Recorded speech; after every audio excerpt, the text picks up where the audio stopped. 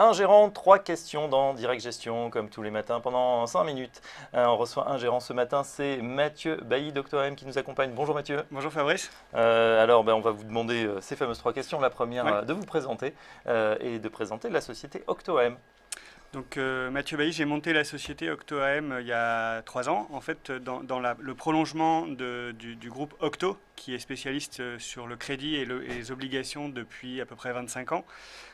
Et donc on avait décidé il y a 3 ans d'offrir à tous les acteurs financiers ou les gérants ou les particuliers qui souhaitent investir sur le marché obligataire mais ne peuvent pas ou ne veulent pas le faire en direct, de le faire par des fonds. Donc on a créé 3 fonds qui sont déclinés par gamme de risques, puisqu'on se rend bien compte finalement que quand on n'est pas toute la journée ou régulièrement sur le marché obligataire, investir sur différentes classes obligataires successivement n'est pas forcément évident.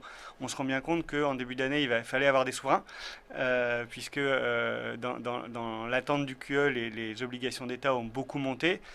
3 mois après, il ne faut plus en avoir. Et du coup, plutôt que de créer des fonds qui seraient spécialisés par type d'actifs, on les a créés par espérance de performance, avec un fonds avec très peu de risques, qui est un fonds monétaire, et à l'autre bout, un fonds flexible obligataire qui est plus pour de la gestion patrimoniale, de la gestion à long terme. Alors on va parler aujourd'hui d'Octo Crédit Conviction. Oui. C'est un fonds, décrivez-nous quelles sont ses caractéristiques. Voilà, donc ce fonds justement est un fonds qui est totalement flexible, c'est-à-dire que on considère que quelqu'un qui veut avoir un portefeuille obligataire diversifié et performant peut difficilement le faire en investissant régulièrement sur des fonds spécialisés dans telle ou telle classe d'actifs, à moins d'être tous les jours dessus.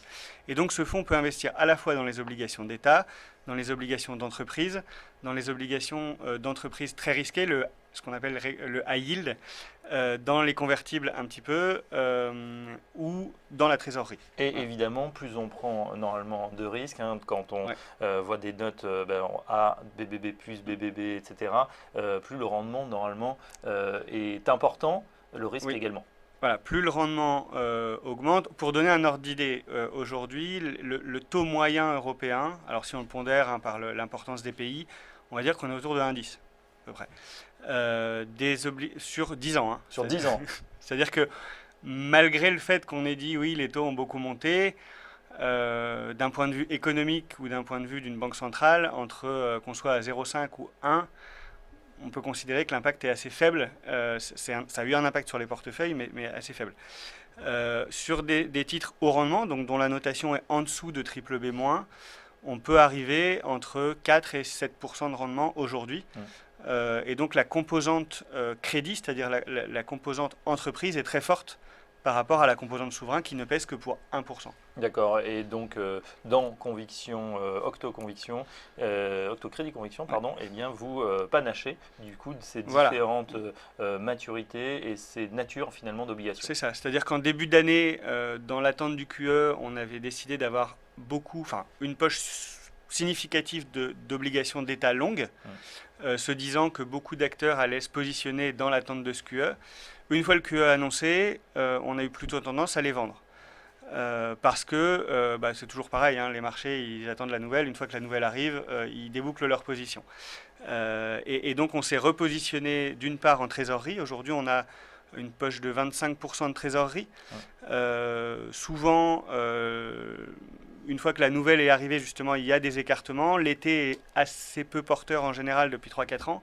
La liquidité est très basse et donc on se dit qu'il peut y avoir des opportunités. Et la deuxième poche significative, c'est le haut rendement qui représente aujourd'hui 35 à 40% de notre portefeuille, avec des dossiers très spécifiques qui sont finalement assez décorrélés du marché obligataire traditionnel. On l'a vu d'ailleurs depuis le début de l'année, si on prend les obligations d'État ou les indices liés aux obligations d'État, ils ont fortement baissé depuis, c'est un peu ce que vous disiez tout à l'heure, depuis le mois de mars. Si on prend l'indice high yield, il a fait zéro. C'est-à-dire qu'il n'a pas baissé du tout c'est pas forcément bien de faire 0 en un mois, mais quand on enlève la composante taux qui a pénalisé cet indice-là, ça n'a pas baissé. C'est moins volatile. Voilà. Très bien, merci Mathieu Bailly. Je rappelle que vous êtes le président d'OctoAM. Et pour en savoir plus sur Octo Crédit Conviction, rendez-vous sur le site OctoAM. Tout de suite, le débat avec Ludovic Dufour et Mathieu Bailly.